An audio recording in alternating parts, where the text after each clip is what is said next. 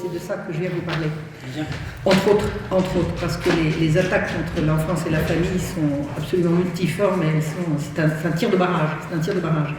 Mais honnêtement, je pense qu'on va gagner, qu'ils ne gagneront pas et que ça se dessine, ça se prépare. Je pense que toutes ces horreurs ont pu se mettre en place par un aveuglement collectif et là, la lumière commence vraiment à se faire jour.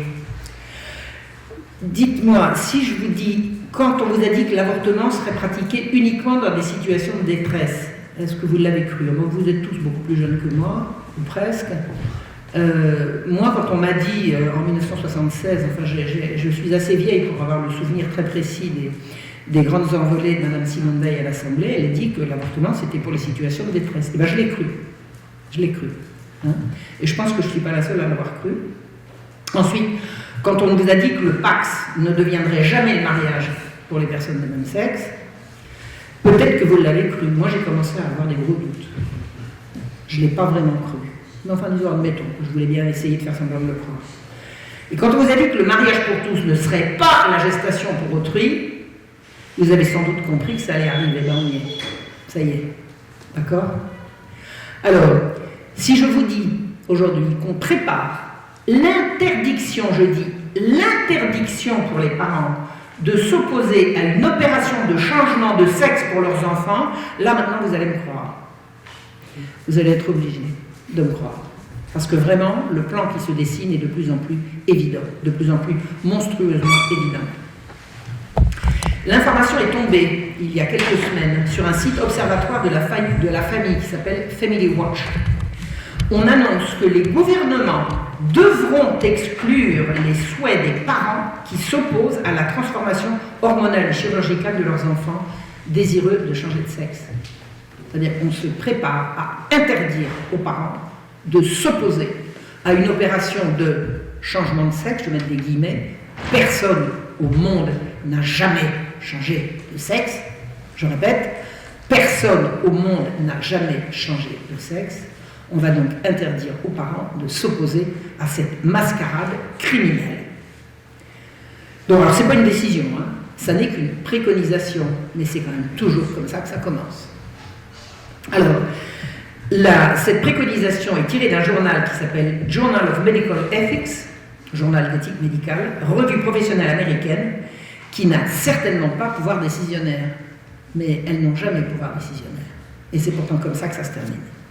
Voici ce que dit ce journal américain, je cite.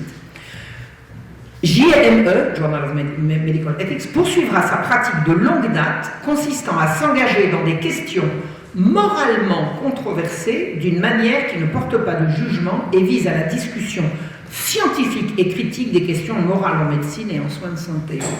Ça veut dire qu'on va discuter de questions morales avec une approche scientifique et critique. Alors c'est moral ou c'est scientifique? C'est l'un ou c'est l'autre? L'éthique médicale semble un contresens. Eh bien, on va remplacer la morale par la science. Et la science, je vais vous raconter laquelle.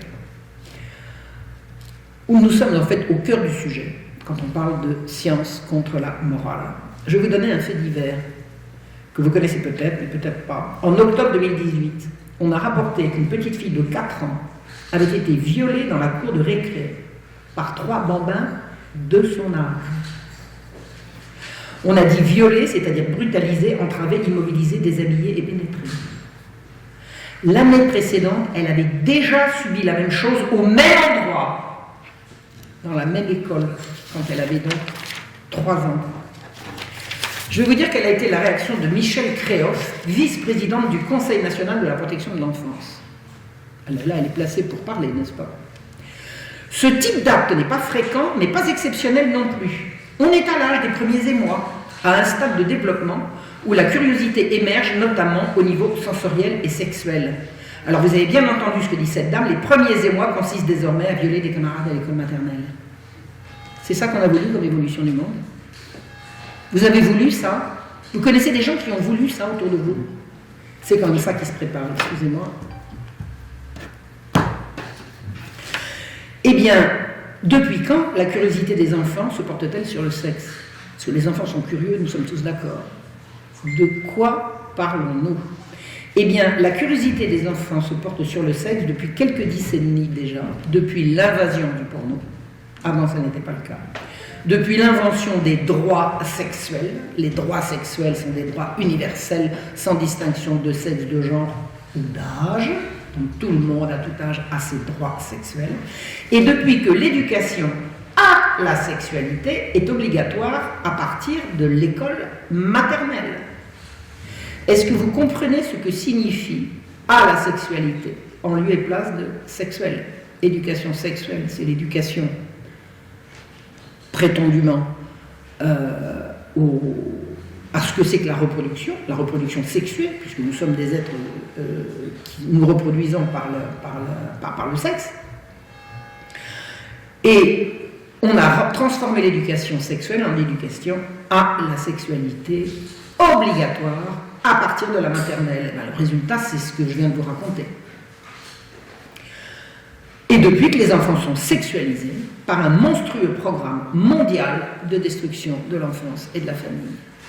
Ça secoue depuis le haut jusqu'en bas, absolument partout, et ça part du sommet. Figurez-vous que l'UNICEF a affirmé l'année dernière que la pornographie n'est pas toujours nocive pour les enfants. Pas toujours. Il y a donc une bonne pornographie. Je rappelle, pour le cas où vous ne le sauriez pas, ce qui me ferait quand même doucement rigoler, que la pornographie, c'est l'exhibition explicite d'actes sexuels sans aucune retenue. Ben, il y a une bonne pornographie pour les enfants. Donc, comment va-t-on faire pour éviter la mauvaise pornographie? Eh bien, en promouvant la bonne. On va donc promouvoir la bonne pornographie auprès des enfants. Il faut voir une chose en face. Les grandes agences des Nations Unies font depuis des décennies à présent la promotion de la sexualisation des enfants dès leur plus jeune âge. Ça passe par une éducation à la sexualité obligatoire à partir de l'école maternelle. Et qu'est-ce qu'on vient de nous dire? L'école va être obligatoire à partir de 3 ans. C'est-à-dire que dorénavant, vous n'avez aucun moyen d'empêcher, sauf résistance la plus virulente possible, il n'y a plus aucun moyen légal d'empêcher qu'on vienne chercher vos enfants chez vous pour les gaver de sexe à l'école. Les programmes sont absolument explicites. Il suffit de cliquer sur Internet pour les ouvrir. N'importe qui peut le faire. Quantité de gens l'ont fait. Et jusqu'à présent, enfin moi, chaque fois que j'ai voulu ouvrir ces programmes, il n'y a toujours pas de censure. Tout le monde y a accès. On peut voir ce qui se passe. Alors, ils portent tous l'estampille de l'ONU. Vous avez l'Organisation mondiale de la santé, qui est l'agence de l'ONU qui s'occupe de la santé, l'UNICEF, l'agence de l'ONU qui s'occupe de la culture, non, qui s'occupe de l'enfance, l'UNICEF, l'UNESCO qui s'occupe de la culture, et le Conseil économique et social des Nations Unies, suivi par toutes les agences de l'Europe et tous les États et toutes les nations européennes. Enfin, les nations, si encore on peut appeler ça comme ça, et États, si on peut encore appeler ça comme ça également. Donc tous les gouvernements qui se sont succédés depuis des dizaines d'années reprennent ce programme. Ces programmes font explicitement et sans ambiguïté aucune la promotion d'une sexualité axée sur la jouissance et totalement déconnectée de la reproduction. C'est officiel. Je m'explique. Vous croyez qu'un sexe, ça sert à rencontrer un autre sexe pour faire un bébé? Parce qu'à l'origine, c'est quand même ça de quoi on parle. La sexualité, c'est ce qui touche à la reproduction. Pas du tout. La sexualité, maintenant, c'est ce qui touche à se faire plaisir. C'est-à-dire qu'on a remplacé le but de la sexualité par son moyen. Le but, c'est la reproduction de la vie, le moyen, c'est le plaisir. Si on ne prenait pas de plaisir à faire l'amour, on ne ferait pas de bébé. C'est comme ça depuis que le monde est monde. Eh bien, on a renversé les choses. Maintenant, on fait l'amour pour prendre du plaisir, et le bébé, il est en trop. Il est gênant, puisqu'il n'est plus au programme. Donc maintenant, on va promouvoir, et c'est dans les textes, une sexualité axée sur la jouissance. On va promouvoir, et c'est dans tous les textes, je l'ai dit un jour sur une vidéo, et il y a une certaine, je ne vais pas faire de diffamation ici, mais elle se reconnaîtra si elle m'écoute, qui venait dire « c'est même pas vrai, on n'a jamais dit ça ». Ben si, j'ai retrouvé les textes. On apprend la masturbation dès les petites classes. On leur apprend, c'est-à-dire que des gosses qui n'y pensent pas, qui n'ont pas pensé, à qui on n'a pas encore montré, ben on va leur montrer.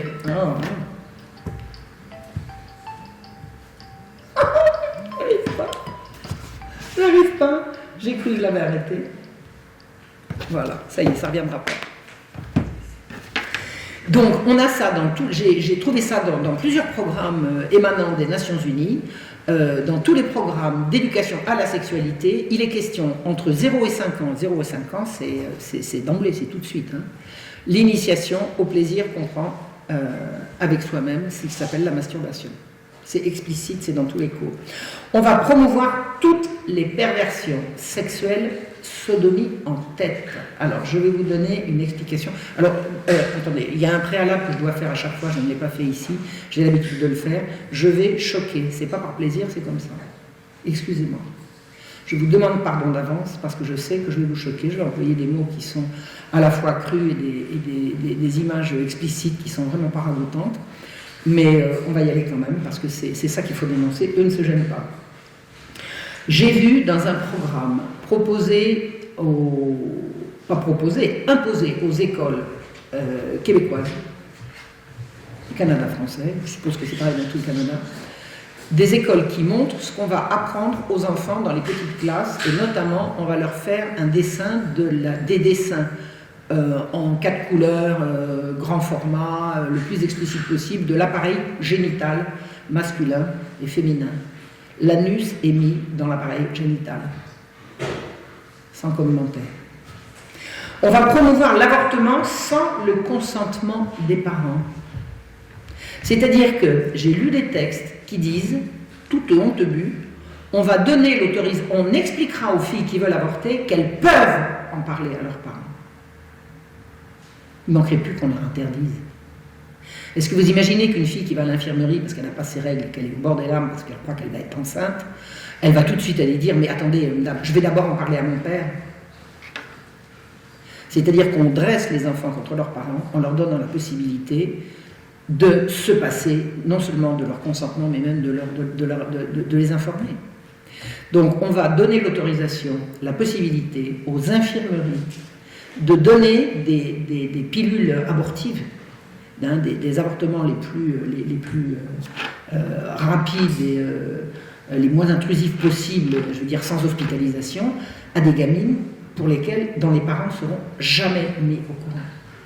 Ça va se passer à l'infirmerie. Et c'est dans les textes, c'est pas comme ça. C'est pas que c'est une pratique, c'est que c'est préconisé. On va banaliser, j'ai lu ça dans beaucoup de textes, la prostitution. Alors on ne dit pas la prostitution, c'est un gros mot. On dit les relations sexuelles transactionnelles, c'est plus joli. C'est plus joli. Alors ça veut dire quoi? Ça veut dire que t'as pas assez d'argent de poche? On va arranger ça. On va arranger ça. Mais attention, tu prends des risques. Alors on va expliquer aux filles qui couchent comme ça pour avoir un téléphone portable ou pour mettre de l'essence dans leur bagnole, on va leur expliquer que si elles ne se protègent pas, elles risquent d'attraper des sales maladies. C'est-à-dire qu'il ne va pas y avoir de barrière morale à la prostitution, il va y avoir une barrière sanitaire. Sanitaire. Attention, prostitution, c'est dangereux. C'est pas immoral, c'est pas dégradant. C'est dangereux pour la santé. Et la santé, eh ben ça c'est important. On en a tous entendu parler de l'importance de la santé ces 2 dernières années. Vous avez vu comment ça se passe. On marginalise dans tous ces programmes les valeurs familiales qui sont dénoncées comme contraignantes, liberticides et oppressives. Toute la morale familiale est considérée comme un obstacle à l'épanouissement des jeunes.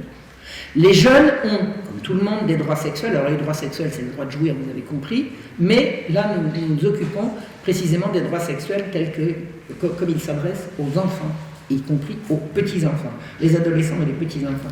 On leur explique que toutes les valeurs familiales sont un obstacle à leur épanouissement sexuel.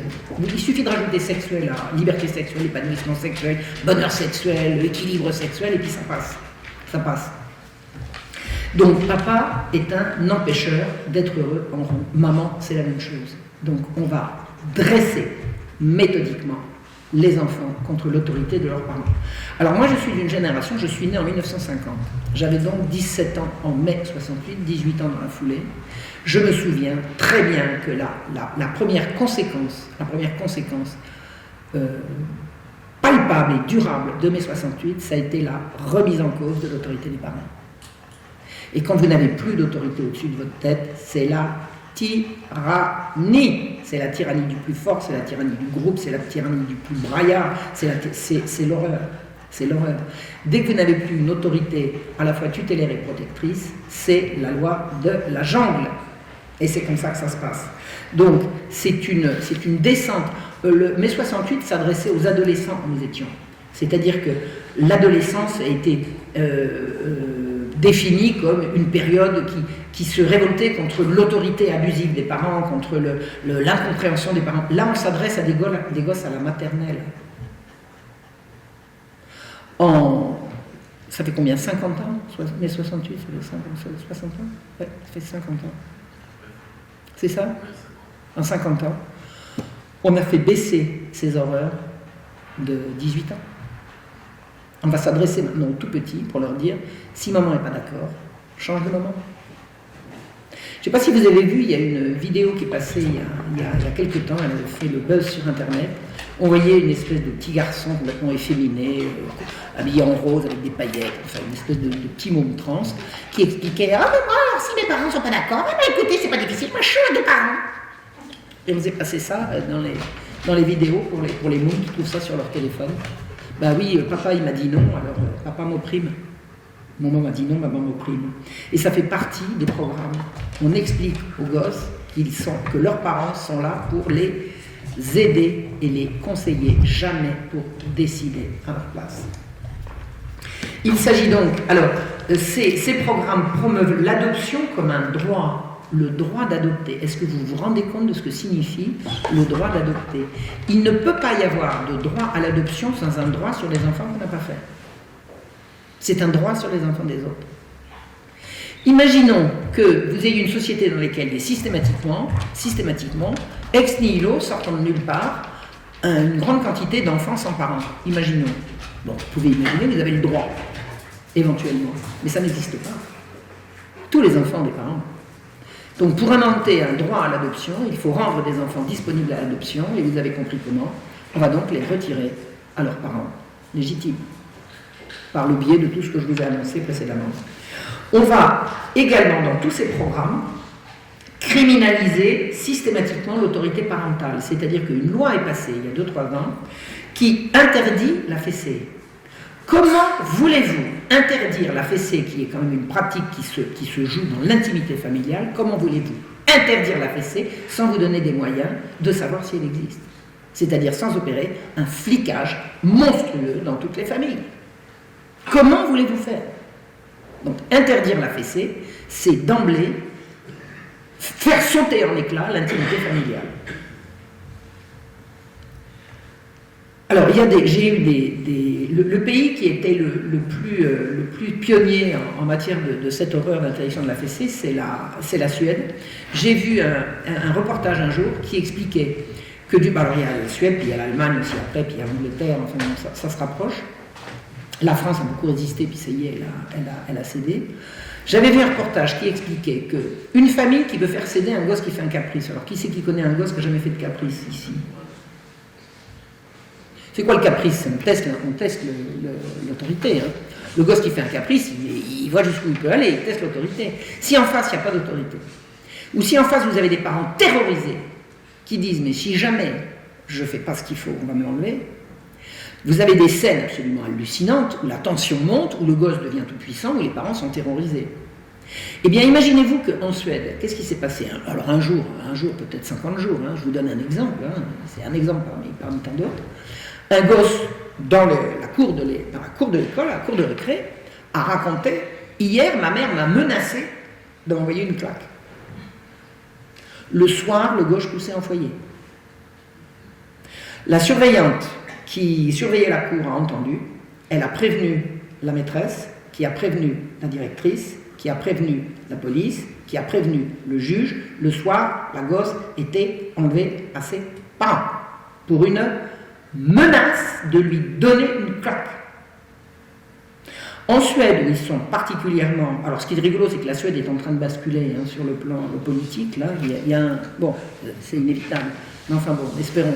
Parce que oui, ils ont été très très loin. J'ai vu la suite d'un reportage, de ce reportage, qui racontait que les travailleurs sociaux organisent dans les écoles des groupes de parole. Alors, on fait mettre les enfants en rond et puis on lance la discussion. Et puis c'est comme ça qu'on sait. Moi, ma maman, elle m'a dit que, et puis mon papa, il m'a dit que. Et ensuite, on fait des signalements, et ensuite, les services sociaux passent dans les maisons et arrachent les gosses pour leur bien. On est d'accord? Pour leur bien. Pour leur bien. En Allemagne, c'est devenu absolument terrifiant. Terrifiant. Des parents, on a retiré des enfants à des parents qui s'étaient opposés à la présence de leur petite fille de 4 ou 5 ans à un cours d'instruction à la sexualité, comme je vous ai dit, absolument explicite. La gosse était allée une fois, elle était rentrée à la maison en larmes, elle avait dit papa, il y a ci, il y a ça, on appelle ça le vagin, le truc, l'érection. La gosse, elle avait l'estomac au bord des lèvres, elle pleurait, elle ne voulait pas y retourner. Le papa lui a dit demain, tu n'iras pas au cours d'éducation sexuelle, et le père s'est retrouvé en prison. En prison. D'accord? Alors, on n'a pas encore ça en France, mais ça se prépare. C'est-à-dire que les parents qui osent s'élever contre les droits sexuels de leurs enfants risquent non seulement qu'on leur enlève leurs enfants, ce qui est une pratique de plus en plus courante, mais également qu'eux terminent en prison. Et là, je ne vous raconte pas des risques, je vous raconte des faits absolument authentiques. Donc l'interdiction de la fessée, elle est passée en France il y a quelque temps. Alors vous aviez un certain Cohn-Bendit qui trouvait ça absolument génial. Lui, alors se faire tripoter la baguette par des petites filles, ça ne le choque pas, mais qu'on puisse envoyer une gifle à un gosse qui fait un caprice, alors là c'est atteinte aux droits de l'homme. Vous voyez ce que je veux dire? Donc en fait, on criminalise la morale traditionnelle et on criminalise toute religion qui s'oppose aux droits sexuels dès la naissance. Est-ce que vous connaissez une religion qui ne s'oppose pas aux droits sexuels dès la naissance? La seule religion qui ne va pas s'y opposer, c'est celle que ces gens-là nous préparent. Ils nous préparent une espèce de religion syncrétique, synthétique, là, qui va tout mélanger et qui va commencer par dire les droits sexuels d'abord, et puis après, tous unis derrière le grand Manitou ou le grand Mamamouchi, mais c'est-à-dire qu'on va éliminer toutes les grandes religions traditionnelles. Il n'y a pas de pire ennemi pour ces gens que la tradition. Tout ce qui s'est fait dans le passé est considéré comme devant être aboli, oublié. Et croyez-moi, une bonne formule pour savoir si quelque chose est bien ou pas, posez-vous la question, comment auraient fait nos grands-parents, nos arrière-grands-parents, nos aïeux, et c'est la plupart du temps, vous trouverez la réponse. Parce que si notre civilisation vient de tellement loin, c'est qu'elle a fonctionné. Et si elle ne fonctionne plus, c'est parce qu'on a tout changé. Donc, on nous annonce par petites touches la fin programmée de toute décence, de toute autorité et de toute morale. Il n'y aura plus de morale, puisqu'on a remplacé la morale par la science. D'accord? La morale, c'est quoi? C'est le bien et le mal? Ça va être scientifique ou pas scientifique. Ça s'appelle le renversement officiel des valeurs. On renverse tout. Ce qui était bien hier devient mal aujourd'hui. Donc on connaît les promoteurs de ces horreurs. On sait en France que c'est essentiellement le catholicisme qu'ils ont visé, mais l'islam en prend plein la figure également. Il ne faut pas se faire d'illusions, c'est clair et net. Leurs arguments se partent des oripeaux d'une science fallacieuse qui affirme que le sexe est une distraction et que les enfants y ont droit dès la naissance. Alors le sexe est une distraction, je pense que c'est à ça qu'on peut le résumer. Pour ces gens-là, pourquoi avons-nous un sexe? Pour faire joujou avec. Mais vous savez, pour se reproduire, il y a des utérus artificiels, il y a des couveuses, et c'est au programme. On n'aura plus besoin de se rencontrer, de se connaître charnellement pour faire des bébés. On fera ça par l'intermédiaire d'éprouvettes. Et pour le reste, eh bien, tout sera permis. Tout sera permis.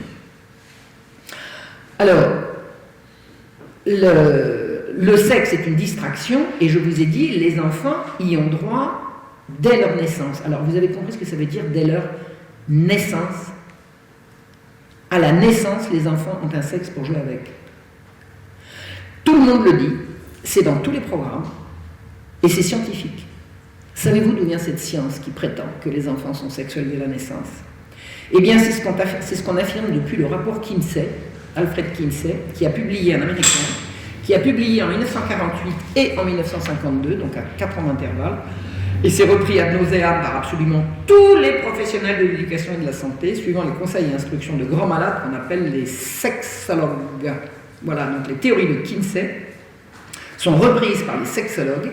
Ces théories sont nées juste après la guerre en Amérique, 48 et 52. En France, on les entend depuis 1968. Ça fait donc plus de 50 ans que ça dure. Et que quoi dure? Que les enfants sont sexuels dès la naissance, mais au fait, comment sait-on? Est-ce que les enfants l'ont dit? Alors, que raconte le rapport Kinsey? Alors Kinsey, Alfred Kinsey, il est mort dans le courant des années 50, c'était un Américain, cheveux en brosse, nœud papillon, bonne bouille. Il avait une femme qui traînait partout avec lui, c'est un petit fichu carré, petit sourire neuneux. On les voyait, lui fumant la pipe et elle tricotant dans un canapé au coin du feu. Vous voyez l'image? Bon, alors, il y a quelqu'un qui n'a jamais entendu parler de Kinsey ici? Non, je crois que tout le monde connaît. Non, c'est un peu flou, ben, je vais rentrer dans les détails. Kinsey est un monsieur qui raconte que la sexualité, sous n'importe quelle forme qu'elle se pratique, est toujours bonne. Tout ce que vous faites pour le plaisir du sexe, c'est bien. Pourquoi? Parce que c'est comme ça. Il n'y a pas d'âge pour s'y adonner. Un enfant ne peut pas être victime d'un adulte qui a eu avec lui un rapport sexuel. C'est l'hystérie de ses parents qui le trouble par le fait lui-même, pas par le fait lui-même dont il a forcément joui. C'est-à-dire que M. Alfred Kinsey explique qu'il n'y a pas de viol d'enfant. Les enfants sont forcément d'accord. Et si un enfant va mal, c'est parce que ces crétins de parents ont poussé des hurlements. Et c'est le hurlement des parents qui trouble l'enfant. Et il explique que la plupart des Américains, quoi qu'ils en disent, pratiquent la sodomie à tout va, l'avortement en masse et l'adultère sans complexe. Or, l'année où Kinsey fait son premier rapport en 1948, l'Amérique a d'elle-même l'image de « on arrive vierge au mariage, on est fidèle toute sa vie, quand on est enceinte, on accouche, et puis on transmet des valeurs à ses enfants et on se marie une fois. On se marie une fois, c'est pour la vie. On se marie par amour et c'est pour la vie. » La publication de ce rapport, alors le rapport Kinsey qui s'est appelé « Sur la sexualité masculine » en 1948 et « Sur la sexualité féminine » en 1952, la publication de ce rapport à la sortie de la Seconde Guerre mondiale a traumatisé toute une Amérique glorieuse et morale et fière de ses valeurs. C'est en montrant une réalité insoupçonnée qu'on a changé de paradigme que les valeurs ont été inversées. C'est ce rapport Kinsey qui a déclenché la révolution sexuelle. C'est-à-dire qu'avant le rapport Kinsey, l'Amérique a d'elle-même l'image d'une Amérique vertueuse et familiale, et brusquement elle découvre que tout le monde couche avec tout le monde, qu'on avorte à qui mieux, que la sodomie, quoi, vous n'avez pas essayé, mais vous êtes complètement ringard, etc., etc. Donc ce rapport a été tellement pris au sérieux que l'Amérique a révisé tout son code pénal. C'est-à-dire que vous aviez un code pénal comme partout qui dit que les atteintes contre les femmes et les enfants, c'est gravement puni. Maintenant, c'est plus le cas, puisqu'elles sont d'accord. Puisqu'ils sont tous d'accord. Le code pénal américain a été révisé suite au rapport Kinsey. Alors, je vais faire une petite révision de avant et après. Avant le rapport Kinsey, le sexe, c'est l'affaire du mariage. Et le mariage est l'affaire d'une vie. La fidélité est une valeur sûre. C'est bien la fidélité. Je suis fidèle, mon mari est fidèle, nous sommes fidèles, c'est une valeur. L'autorité paternelle est évidente, elle coule de source. Papa a dit non, bon, c'est tout. S'il a dit non, c'est non. Papa n'a pas discuté, puisqu'il a dit non. Papa est protecteur et maman nourricière. Maman me fait à manger, maman me protège, incidemment. Vous connaissez la chanson qui a été reprise par Mozart, « À vous dirai-je maman » ? À vous dirai-je maman, ce qui cause mon tourment. Cette chanson, à l'origine, je ne la connais pas par cœur, c'est une chanson d'amour à sa maman. C'est une chanson d'amour à sa maman. Elle date de 1771. C'est un petit enfant, je ne sais pas si c'est un garçon ou une fille, qui explique tout ce qu'il doit à l'amour de maman, à la présence de maman, à la douceur de maman. Et il explique que tous les soirs, il fait sa prière au bon Dieu pour qu'il protège encore maman. Une merveille, une beauté. Tout ça, c'est de la carabistouille. Allons donc, qu'est-ce que c'est que ces imbécilités ? Alors, maman n'est pas nourricière, maman maintenant elle est chef d'entreprise ou elle est executive woman de je ne sais pas trop quoi. Vous voyez ce que je veux dire? Bon. On ne parle jamais de sexe devant les enfants dans cette Amérique-là. On ne parle pas de sexe devant les enfants, mais jamais. On ne parle pas de ces choses-là devant les enfants. Écoutez, j'ai un souvenir, c'est rigolo. Je me souviens de ma mère me disant, à propos d'une de mes amies, j'avais une copine à l'école, j'ai dit, maman, j'aimerais bien aller chez elle à goûter. Elle me dit, mais Marion, je t'explique, ses parents sont... On ne disait pas divorcer, on disait... On ne disait pas accoucher, on disait... on ne parlait pas de ces choses-là devant les enfants. Il y avait une censure au cinéma pour interdire l'accès aux jeunes à tous les programmes explicites. Mais ce n'était pas forcément explicite au niveau image, et également au niveau du thème. Vous voyez ce que je veux dire? D'abord, on ne montrait pas les choses au cinéma.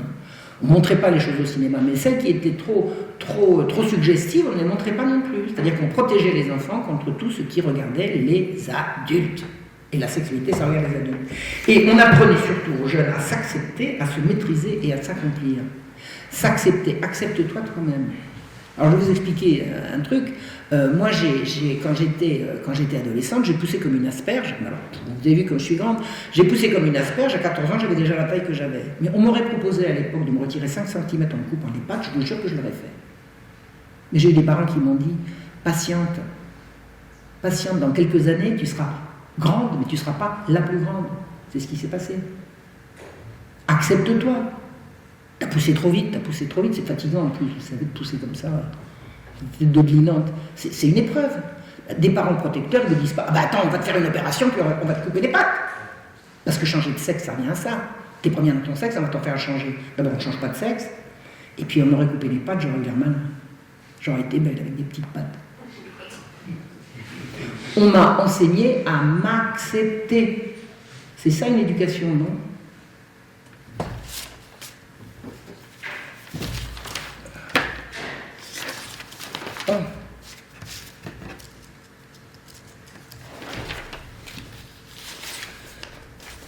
Depuis cette révolution Kinsey mai 68, parce que c'est un seul et même mouvement, maintenant on couche pour s'amuser. Alors peu importe avec qui, peu importe, l'occasion était belle ou elle n'était pas belle, ou je ne trouve pas en ce moment, ou alors j'en ai trouvé 3 d'un coup, je ne sais pas lequel choisir, enfin on couche pour s'amuser. C'est plus une rencontre entre une personne et une autre, c'est une rencontre entre 2 opportunités. Ou plus.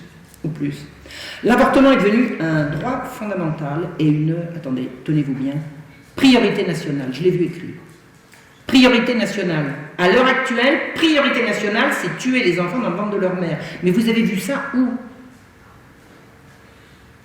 On est passé de l'avortement dans les cas extrêmes pour aider la mère à se sortir de situations inextricables, encore qu'il y a d'autres moyens de se sortir de situations qui sont inextricables que parce qu'on le veut bien, mais en admettant. À maintenant, priorité nationale. Et alors, t'es enceinte, bon, tu veux avorter où ? Attendez, on ne pose jamais bienvenue à la vie. On ne pose jamais, t'as besoin d'aide pour aider le petit. On ne pose jamais, comment tu vas l'appeler ? Tu veux avorter comment ? C'est devenu une priorité. Et je l'ai vu dans des textes, je l'ai vu dans des textes émanant des textes tout à fait officiels, d'agences régionales de santé. Alors maintenant, vous savez, les sages-femmes, qu'est-ce que c'est qu'une sage-femme ? C'est une accoucheuse. Maintenant, ce sont des avorteuses.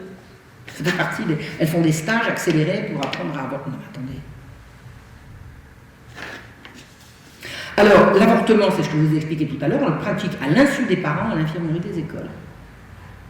Mais vous avez retenu, on n'interdit pas aux gosses d'en parler à leurs parents. C'est gentil. On promeut partout l'homosexualité et on invente un nouveau délit, l'homophobie. Alors d'abord, le mot ne veut rien dire. Homosexualité, ça ne veut rien dire non plus. Parce qu'on ne peut être sexué qu'à partir du moment où il y a un sexe opposé, sinon c'est pas du sexe. Donc homosexualité, c'est un euphémisme. Avant on disait inverti. On peut dire tout simplement sodomite, ça ira plus vite, pour ce qui concerne les hommes. Mais on ne le dit pas, donc on a inventé homophobie, c'est-à-dire il y a un délit maintenant qui consiste à avoir peur, une peur. Attendez, si on a peur, c'est qu'on est malade. Donc il n'y a pas de raison que ce soit un délit, mais admettons. Une phobie, c'est une peur panique. Peur panique de l'homosexuel. Alors il y a des gens qui ont des peurs paniques de l'homosexuel, je ne sais pas où vous avez vu ça. En tout cas, on a inventé un délit de l'homophobie, et selon une formule assez bien ficelée qui concernait une autre catégorie de gens, qu'est-ce qu'un homophobe ? C'est quelqu'un que le lobby homosexuel n'aime pas. Ça marche à tous les coups. On nous a gavés de taux de suicide absolument abominables chez les jeunes homosexuels, taux de suicide émanant du regard hostile que leur envoient les homophobes. Ça ne tient pas debout. Il n'y a pas de statistiques à cet égard. Il n'y a absolument aucune donnée tangible pour prouver ça. C'est de la propagande. Donc si vous n'êtes pas d'accord pour voir des homosexuels s'exhiber en pleine rue, c'est que vous êtes homophobe et vous tombez sous le coup de la loi.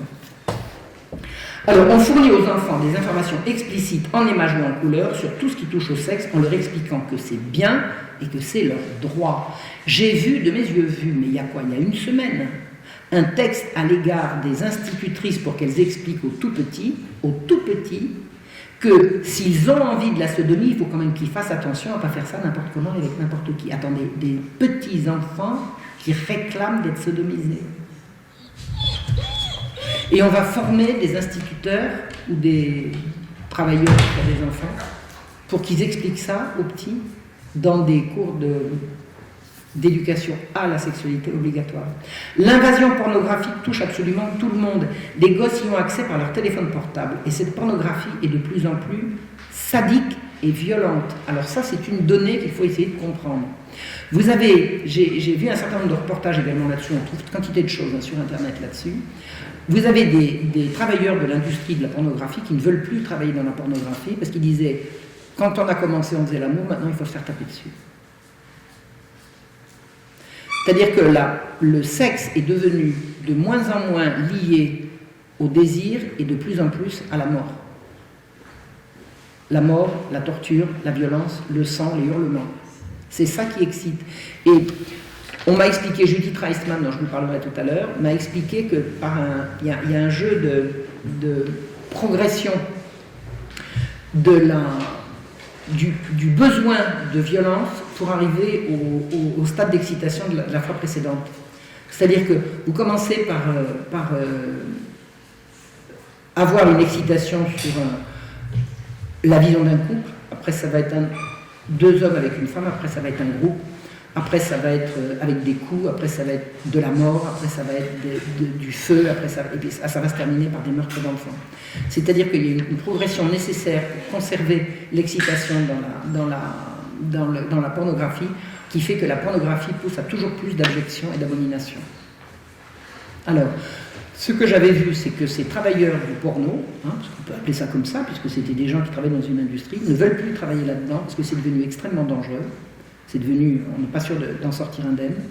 On leur demande pas si ça leur plaît ou pas, alors qu'avant on disait, mais si, on aime ça, je vous assure, en fait, vous n'avez qu'à écouter comment s'appelait-elle, la fille qui racontait du porno à la radio, là, comment s'appelait-elle? Brigitte Lahaie, elle a toujours dit qu'elle faisait ça par plaisir, qu'elle a toujours... Non, mais elle prenait pas des coups, elle prenait pas des coups. Maintenant, c'est quasi obligatoire. Et le bout du bout de l'abomination, sans laquelle l'excitation devient plus, c'est ce qu'on fait aux enfants. Donc on est dans une progression de l'abjection qui mène au crime et au meurtre d'enfants. Mais on appelait ça la libération sexuelle, c'est beau pour la liberté. C'est beau la liberté. Donc voilà, toute cette... alors, on promeut... Alors, d'autre part, il n'y a jamais eu autant de maladies sexuellement transmissibles. C'est intéressant, c'est qu'on a dit pendant un temps, et moi je me souviens de ce langage, il faut faire de l'éducation sexuelle pour faire reculer les maladies sexuellement transmissibles. Or, il y en a de plus en plus. Parce que plus on parle de sexe, plus on en fait, plus on attrape des cochonneries, c'est évident. Et la violence sexuelle explose partout. Il y a de plus en plus de viols, c'est indéniable, ça n'arrête pas. Alors, à quoi ça servait de faire une révolution sexuelle où tout le monde a droit à la satisfaction de ses désirs, si pour avoir ses désirs, on est obligé d'être de plus en plus violent et de plus en plus irrespectueux de la volonté de l'autre. On promeut des opérations délirantes qu'on appelle de changement de sexe à partir d'une propagande qui dit on choisit son sexe, on n'est pas obligé de garder celui qu'on vous a assigné à la naissance. Vous imaginez ? On vous a assigné un sexe à la naissance. Ben moi, c'est pas mes parents qui m'ont assigné un sexe à la naissance, c'est le bon Dieu. Et ça s'est fait au moment de la conception. Je suis devenue une fille dès l'instant où le spermatozoïde de papa a rencontré l'ovule de maman, et j'ai jamais changé depuis, et on pourra toujours me faire des opérations absolument hallucinantes, je garderai toujours le même nombre de chromosomes, et ça, c'est inchangeable.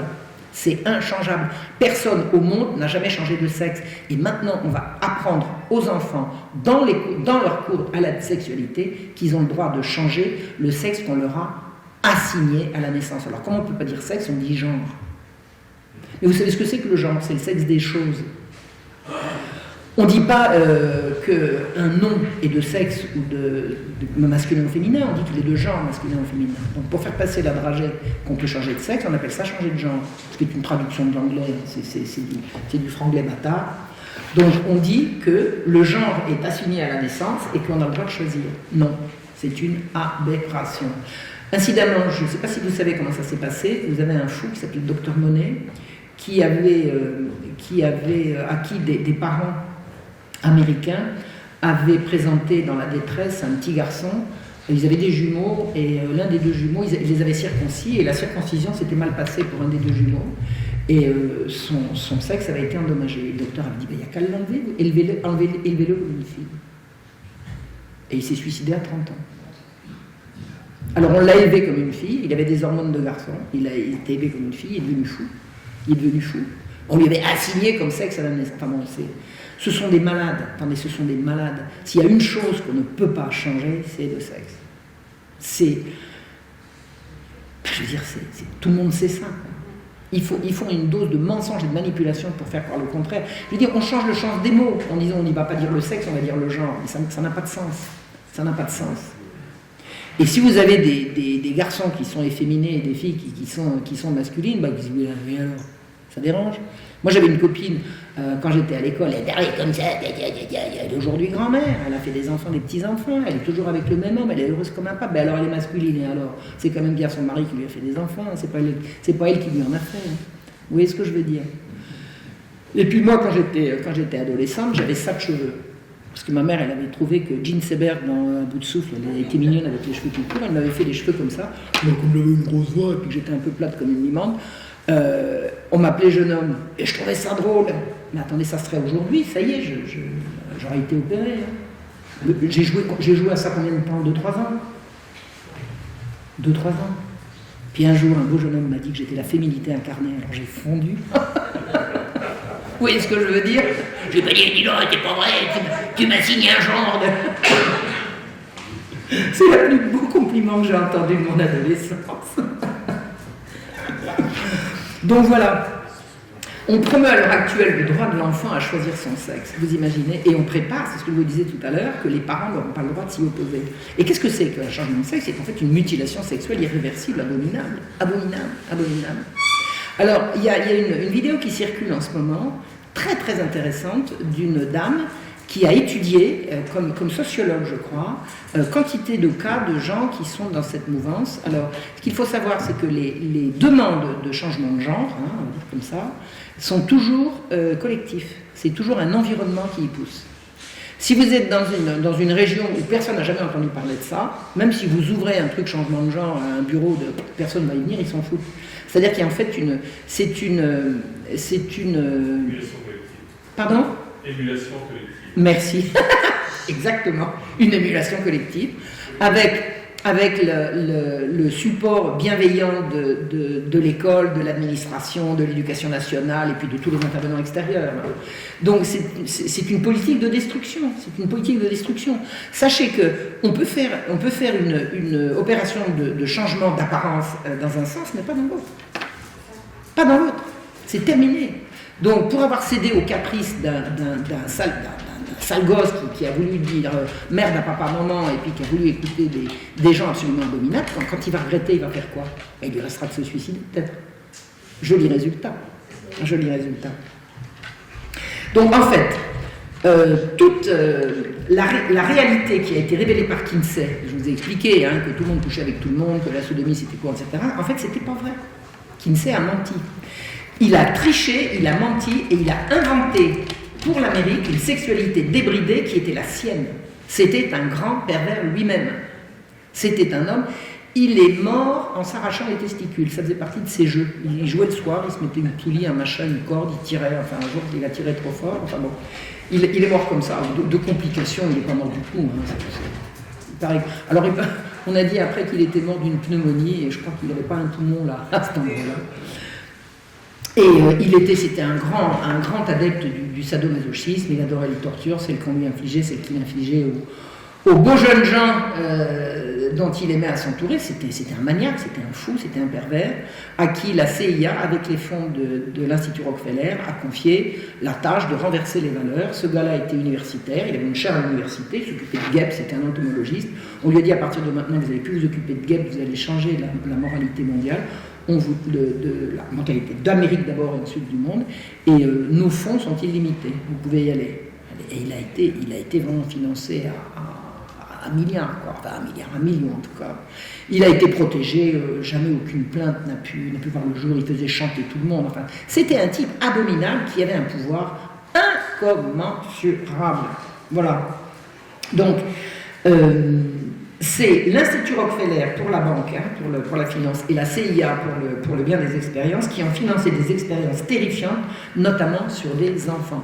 C'est-à-dire que ce que faisait Kinsey dans son institut, il disait j'interviewe des gens pour savoir connaître leurs pratiques. Et ensuite, il sortait des statistiques sur ce que les gens lui avaient raconté. Alors, je ne vois pas à quel titre, et je pense que vous allez penser comme moi, une Amérique pudique va aller raconter ces histoires d'alcôve à un type qui prend des notes. Enfin, on vient vous voir en disant bon, racontez-nous comment vous avez couché. Personne ne va dire la vérité. Ça ne va pas la tête. Ça ne va pas la tête. Précisément parce que l'Amérique de cette époque-là était extrêmement pudique et pudibonde, même on peut le dire. Donc, à quel titre peut-on imaginer que ces interviews étaient honnêtes? Alors, on sait, puisqu'il y a quand même énormément d'enquêtes qui ont été faites, que la plupart des gens interviewés étaient des comparses.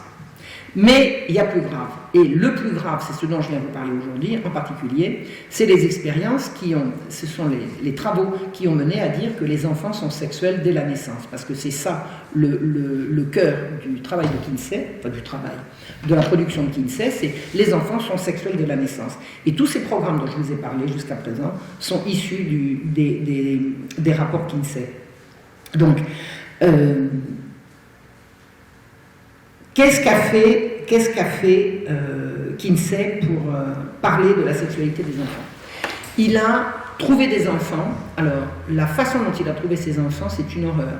Ces enfants lui ont été fournis par l'université et l'hôpital à New York.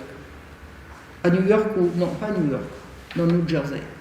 Enfin bon, là où il était, excusez-moi, je n'ai pas toujours tout par cœur. Dans la région dans laquelle il était, les hôpitaux publics et les universités lui ont fourni la matière à ces expériences. Et notamment des enfants, notamment des petits-enfants, notamment des bébés. Des bébés. Il a sorti dans son rapport sur la sexualité des hommes que les enfants étaient capables d'avoir des orgasmes à partir de 4 mois, d'après ses découvertes, d'après ses enquêtes, et il a fait des tableaux qu'il a publiés, sur le nombre d'orgasmes dont étaient susceptibles des petits-enfants de 4 mois jusqu'à 14 ans. Après, ça sortait de la statistique. Et une femme, Judith Reisman, plus de 20 ans, je crois, après la publication du rapport, a lu ce tableau qui avait été vendu, enfin qui avait été lu par des millions de personnes, puisque les rapports Kinsey ont été publiés dans le monde entier. Elle a lu ces tableaux, elle a vu ce qu'il y avait marqué, et elle dit, mais personne n'a donc vu ce qui se passe ici. Ils ont stimulé des enfants dont ils prétendent qu'ils avaient tant d'orgasmes à l'heure ou en 24 heures. Elle s'est renseignée auprès d'anciens collaborateurs de Kinsey. Elle a dit, mais comment faisiez-vous pour avoir ces orgasmes? Réponse officielle, la réponse est entre les mains de Judith Reisman, par des stimulations orales et manuelles. Et qu'est-ce qui vous fait dire que ces enfants avaient des orgasmes? Et alors là, accrochez-vous. Ils pleuraient, hurlaient, se débattaient, convulsionnaient et s'évanouissaient. Donc ils jouissaient. C'est dans le rapport Kinsey qu'a fait le tour du monde. Alors, soit personne ne l'a lu, soit on est dans un monde de salopards. Vous imaginez? Et c'est ça dont on se sert comme base. Tous les programmes d'éducation à la sexualité se basent sur Kinsey. Judith Reisman s'est battue jusqu'à la mort pour obtenir des enquêtes officielles sur les façons de faire de Kinsey. Elle n'a jamais réussi.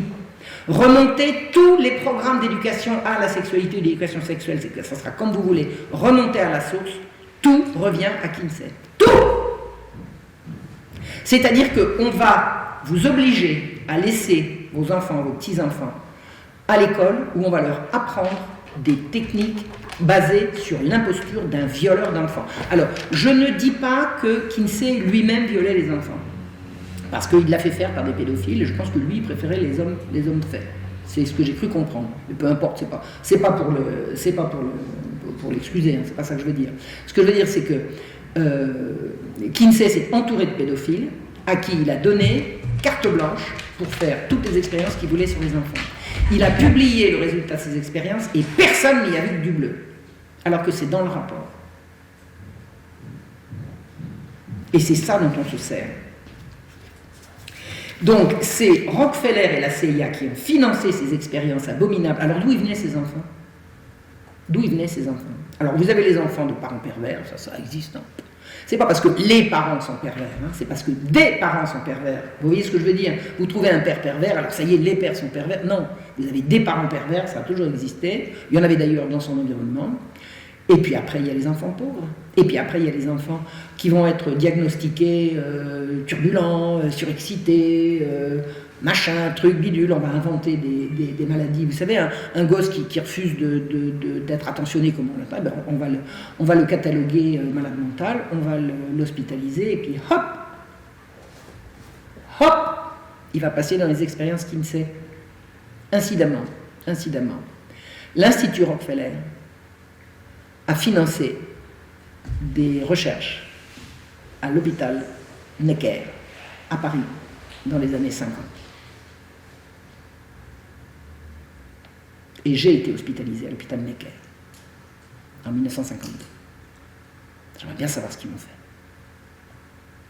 J'aimerais bien savoir. Kinsey était l'un des agents. Alors la CIA, qu'est-ce qu'elle cherchait? La CIA, elle faisait financer, mais elle supervisait des expériences sur le cerveau. La CIA voulait savoir si on pouvait entrer dans le cerveau de l'ennemi, et de l'ennemi ou des gens qu'on voulait dominer. Donc ça fait partie des expériences sur le cerveau. C'est de cette époque-là qu'on parle de lavage de cerveau, trucs comme ça. Donc vous aviez la supervision de la CIA, je ne sais pas si vous imaginez la pieuvre que c'était la CIA en termes de pouvoir. L'argent illimité de Rockefeller et un psychopathe au milieu, entouré de pervers sexuels et de pédophiles, qui ont torturé des malheureux enfants. Donc Kinsey était un de leurs agents, ils ont permis à ces pseudo-recherches de changer le monde, et ils ont réussi à cacher que c'était un sadomasochiste, un menteur, un pervers partisan d'orgies abominables auquel participait son épouse et tout son staff. Toute la bande de Kinsey, une fois qu'ils avaient terminé de travailler, ils montaient dans le grenier qui était hyper insonorisé et il paraît que c'était pour pas qu'on entende les hurlements. Tout ça, c'était des sadomaso. Alors, il ne faut pas confondre sadomaso avec sado tout court. En général, sadomaso, c'est pour ce genre de gens-là. Quand on touche à des enfants, les enfants, ils ne sont pas maso, ils sont juste victimes. Vous voyez ce que je veux dire? Il y a souvent un abus. Je me souviens quand il y a eu les affaires dans Lyon où on avait arrêté un type qui torturait des filles, on disait un partisan de parti sadomasochiste. Non, de parti sadique. Les victimes n'étaient pas consentantes. Vous voyez la nuance. Donc, sado, ça va avec maso, mais pas que. Ça va également avec victime non consentante. C'est-à-dire l'abomination la plus atroce. Alors, on connaît tout ça par Judith Reisman. Alors Judith Reisman, c'est une Américaine elle est morte il y a 1 an et demi maintenant. Nous étions devenus amis. Hein. Je lui ai écrit, j'ai vu ses vidéos, je l'ai rencontrée. On s'est rencontrés 3 fois une semaine. Ça fait des liens, vous savez. 3 fois une semaine, une petite semaine en Croatie où je l'ai rencontrée. Ensuite, elle est venue chez moi, elle est venue en France. Ensuite, je l'ai retrouvée à Québec. Et puis, on était en communication tout le temps. Enfin, on est vraiment devenus... Excusez-moi, je suis très très émue. Je parle. Et C'est elle qui a découvert tout ça. Le ciel lui est tombé sur la tête. Le système, le président Reagan lui avait donné une bourse pour qu'elle étudie le truc. Toutes les ligues, les LGBT, tout ce qu'on appelle le monde woke à l'heure actuelle, c'est rué sur elle. Ils l'ont traînée dans la boue. Elle est restée la tête haute. Elle n'a jamais flanché. Elle a fait un travail absolument admirable. Judith Reisman, c'est grâce à elle qu'on sait tout ça. Et elle est la première personne qui a ouvert le rapport Kinsey, qui a regardé ces tableaux en disant « Mais qu'est-ce qui a marqué là ?» Et Judith a raconté qu'un jour, elle est allée dans un congrès de sexologie à Jérusalem. Elle a été invitée, alors c'était toutes les sommités de la sexologie mondiale, que des universitaires. Elle a affiché les tableaux en rétroprojection. Elle a dit « Vous voyez quoi là ?» Silence de mort. Elle a fait une explication de texte. Elle dit il y a ça, il y a ça, il y a ça, il y a ça, il y a ça. Ils étaient tous partisans de la sexologie, tous azimuts. Hein. Et une fois qu'elle a terminé son truc, elle a dit ça veut dire que la science se met au service de la torture d'enfants. Eh bien, savez-vous quelle a été la réaction de la salle? Silence de mort. Rien. Personne n'a de questions à poser. Rien.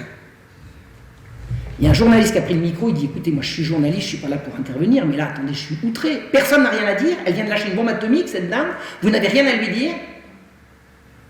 Rien. À part peut-être, foutez le camp, vu plus de vous. Vous êtes une emmerdeuse. Et elle n'est pas revenue à ce congrès. Le congrès s'est terminé sans elle. Et ils lui sont tous tombés dessus.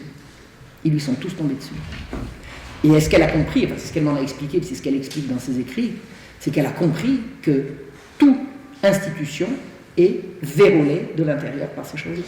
Là, en l'occurrence, c'est l'université et la médecine. Le monde des psys, le monde des médecins et le monde des universitaires est verrouillé. Ça ne veut pas dire qu'ils le sont tous, hein, je ne suis pas en train de dire ça. Mais ils sont tous là-dedans. Ils sont dans toutes les institutions. Et figurez-vous que pour que les livres de Judith Reisman commencent à être traduits en France, il a fallu que j'intervienne et que je fasse intervenir une personne aussi peu consensuelle que Alain Serra pour qu'elle soit publiée en France. Aucune université, aucune édition universitaire n'avait jamais songé à la publier. Ou s'ils y avaient songé, ils y avaient annoncé. Donc si vous voulez lire Judith Reisman en français, c'est accessible par les éditions de Saint-Rémy qui sont des éditions catholiques et par les éditions Contre-Culture qui sont l'édition. Et l'édition, vous savez, moi je paye pour le savoir, quand vous avez sorti un livre, il faut user vos petits bras hein, pour le vendre. Hein. Si vous n'avez pas le relais des grands médias et des grands circuits de distribution, ça sera la petite semaine. Mais le travail se fait quand même, et puis il y a un truc qui s'appelle Internet qui permet aussi de connaître toutes ces choses-là. Donc c'est grâce à la merveilleuse Judith Reisman qu'on a su ça. Et puis la vérité maintenant se fait jour partout. Les attaques contre les enfants, c'est une horreur. C'est une horreur. L'école obligatoire à partir de 3 ans, le changement de sexe qui va être... Vous imaginez, on va vous arracher vos enfants, vos petits-enfants. Ça fait des années que ça se fait, mais ça se faisait dans les classes défavorisées. Maintenant, ça va se faire dans tous les milieux. C'est ça qu'il faut comprendre. Dans les villages, on a toujours retiré les enfants aux familles les plus pauvres. C'est-à-dire que les familles les plus pauvres, au lieu de les aider dans leur pauvreté, on leur retire les gosses, comme ça fait de la... Hein, bon. Mais maintenant, c'est plus ça. Maintenant, c'est des gens, des gens de la bourgeoisie ou de la moyenne bourgeoisie à qui on va enlever leurs enfants. Parce que vous avez vu cette histoire de couple là récemment, un jeune couple, la maman a voulu accoucher de son deuxième à la maison. Eh bien, la gendarmerie est venue lui enlever pour maltraitance. La gendarmerie est venue enlever les enfants. Parce qu'un service social X ou Y a décidé que ses parents, ça n'allait pas du tout, ils ne se pliaient pas, ils lui ont enlevé le bébé qu'elle était en train d'allaiter. Hein. Alors il y a eu une mobilisation et elle a retrouvé son enfant, mais si on n'avait pas bougé, elle ne le voyait pas. Elle ne le voyait pas. Et elle est allée aux services sociaux qui avaient retiré son enfant, elle est allée donner de son lait, elle avait pris un tire-lait, elle l'allaitait. Hein. Et bien on lui a refusé. On lui a refusé. Probablement parce que son lait allait être maltraitant. Vous voyez ce que je veux dire? À partir du moment où elle accouche à la maison, elle est maltraitante, donc son lait va être empoisonné, ou quelque chose du genre. Mais attendez, ce sont des malades qui dirigent ça. Ce sont des malades. Et c'est comme ça depuis des siècles. Bon, là, ça sera un cours d'histoire, hein. Une autre fois si vous voulez, parce que moi je sais que ces horreurs-là, ça dure depuis des siècles. Des siècles. J'en ai fait ma spécialité. Bon, alors, il reste encore un peu de temps? Ah non, mais Mario. Ça fait combien de temps que je parle? Elle a tout le temps qu'elle veut. Bon, c'est bientôt terminé. Je vais vous expliquer ce qui se prépare chez nous. Il y a un monsieur qui s'appelle Pape Ndiaye, vous avez entendu? Hein? Alors il a été interviewé le 12 septembre, on est le quoi? On est le 19? Hein? C'est tout récent. Et on l'a interviewé sur France Info pour qu'il parle de ce que la rentrée se passe bien. Et il dit, nous allons maintenant parler d'éducation à la sexualité à l'école. Alors il a bien appris ça le son. Il ne commet pas l'erreur de dire éducation sexuelle, il a bien appris que c'était à la sexualité. Il dit, c'est une obligation légale. La loi de 2001 nous enjoint de façon très claire de parler d'éducation à la sexualité dans le premier degré et dans le second degré, et donc nous devons respecter la loi. Pourquoi est-ce qu'on revient tous les ans en disant qu'il faut respecter la loi? Toute loi doit être respectée. Tous les ans on dit qu'il faut respecter la loi. Mais parce qu'il y a une résistance, figurez-vous. Les gens ne se laissent pas faire. D'abord, les instituteurs, les professeurs ne sont pas tous d'accord, même s'ils ne le disent pas haut et fort, ils ne se précipitent pas. Donc régulièrement, tous les ans, on entend dire « il faut respecter la loi ». Donc ça veut dire que la loi n'est pas respectée. Ça veut dire quoi? Ça veut dire que c'est une injonction qui vient d'en haut et que la base résiste. Mais si la base résiste, on va changer la base. Si les gens ne sont pas d'accord, on va les changer. Ce changement est un changement qui est imposé du sommet vers la base. Ça n'est pas, et ça fait belle lurette que ça n'est plus, la base qui exprime son désir de changement et qui l'obtient. C'est le sommet qui impose le changement à la base. Donc, il explique qu'un rapport de l'inspection générale montre qu'il y a de grandes variations selon les écoles, selon les classes et selon les territoires. Tous les ans, ça revient comme ça. Donc, il faut se redonner les moyens de l'éducation à la sexualité. Je vous ai expliqué ce qu'il y avait dans ces cours d'éducation à la sexualité, l'apprentissage de la masturbation, la découverte de ce que c'est que la sodomie. Enfin, c'est hallucinant. C'est hallucinant, hallucinant. Dans des classes mixtes. Parce que si encore on disait, bon, vous avez des classes de filles, on va leur montrer, des classes de garçons, on va leur montrer, mais on les montre ensemble. Donc vous imaginez la gamine, et ça j'ai eu des exemples, qu'on fait venir au tableau, on lui montre un sexe en matière plastique, on lui demande de placer un préservatif avec les hurlements des mecs au fond de la classe qui vont la retrouver à la récré. Vous imaginez? Vous imaginez? Mais ça, il n'y en a pas encore assez. Il en faut plus. Alors, que dit notre Pape Ndiaye? Nous devons améliorer cette situation, c'est-à-dire le fait que tout le monde ne donne pas l'éducation à la sexualité, pour des objectifs de santé publique. Alors, vous avez compris, on va enseigner le sexe pour des questions de santé. Eh bien, c'est la santé sexuelle. On a fait passer la dragée dans les grandes instances de l'ONU en disant que le sexe pour tous, c'est de la santé sexuelle. La santé sexuelle, c'est je jouis bien, je suis en bonne santé, je jouis pas, je suis en mauvaise santé. Je jouis pas assez ou j'estime que je suis pas assez. Voilà. Donc on fait rentrer ça dans les programmes de l'OMS, que tout le monde a compris, que tout le monde a reconnu.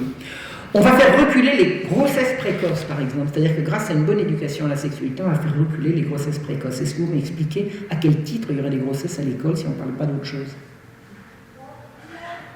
On ne peut pas enseigner aux gosses à lire, écrire, compter et à jouer à des jeux de l'orage. Parce que moi, de mon temps, il n'y avait pas de grossesse précoce. Pourquoi il y en a maintenant? Pourquoi il y en a maintenant? Il n'y a qu'à bannir le sexe à l'école. On prend les gosses de plus en plus jeunes et on leur parle de sexe de plus en plus jeunes. Admettons que vous les preniez de plus en plus jeunes, apprenez-leur à parler d'autre chose et à jouer à autre chose. Et moi, j'ai été tout à fait partisan de l'école mixte, parce que je fais partie de cette génération, il fallait que les garçons et les filles soient mélangés. Moi, j'en vois ma copie. J'en vois ma copie. On ne peut pas séparer les jeunes dans les petites classes. Ils se retrouveront à la récré ou ils se retrouveront le mercredi après-midi. Mais elle est mélangée comme ça, en faisant parler de sexe, mais bon, on les rend dingues. On les rend dingues. C'était mauvais l'école de garçons et l'école de filles? Ça a traumatisé qui? Moi j'ai toujours eu des petits camarades garçons, mais pas à l'école, en dehors.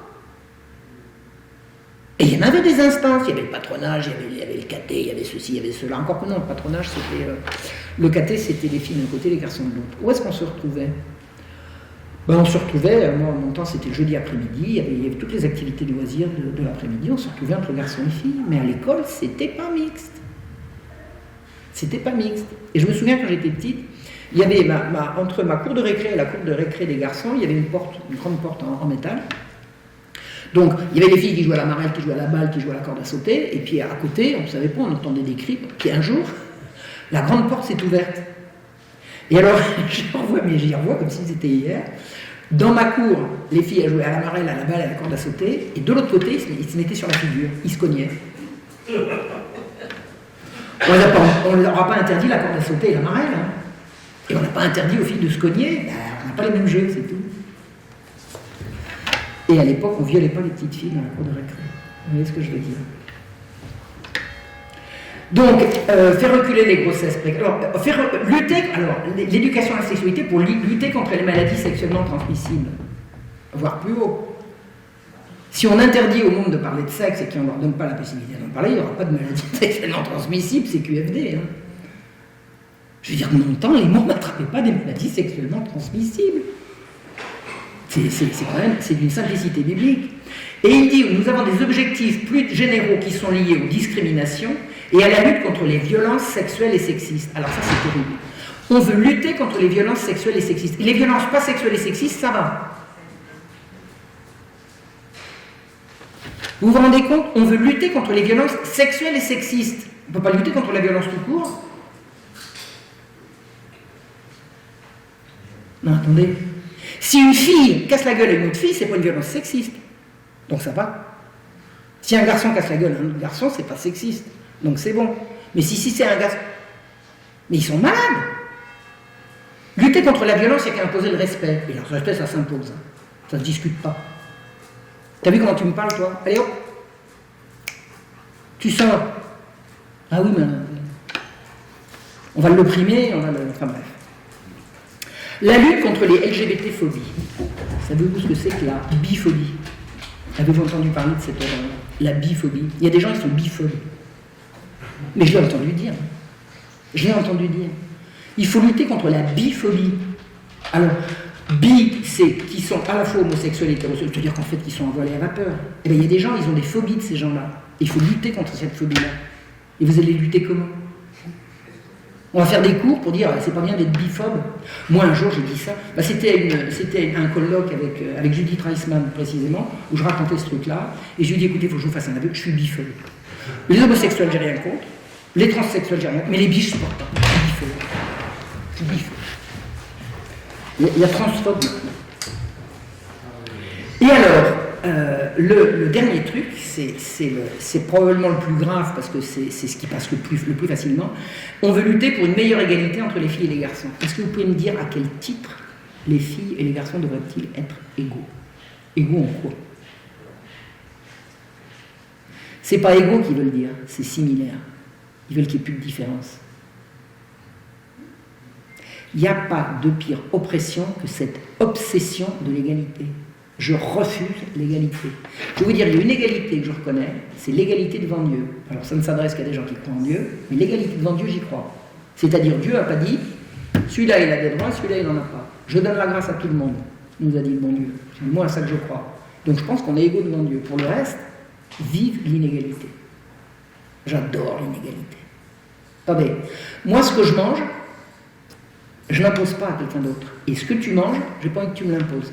Donc je mange beaucoup ou je mange moins. Écoutez, l'égalité, ça serait de dire, c'est discriminatoire de donner de la bouillie au bébé et pas au papa. Tout le monde doit être égaux, tout le monde doit manger de la bouillie, ou alors on dit tout le monde doit manger du beefsteak. L'égalité, c'est une tarte à la crème complètement imbécile, manipulatrice et délétère. On n'a pas à être égaux les uns les autres. L'égalité devant Dieu est la seule égalité que je reconnaisse et qui tienne la route. Pourquoi c'est important l'égalité devant Dieu? Parce que c'est la seule égalité qui consiste à dire que à la naissance, rien n'est joué. Et que l'on peut s'améliorer, et qu'on peut améliorer son sort. Si on est inégaux devant Dieu, ça veut dire que Dieu a décidé que cela serait comme ci et que cela serait comme ça, et qu'il y a une différence.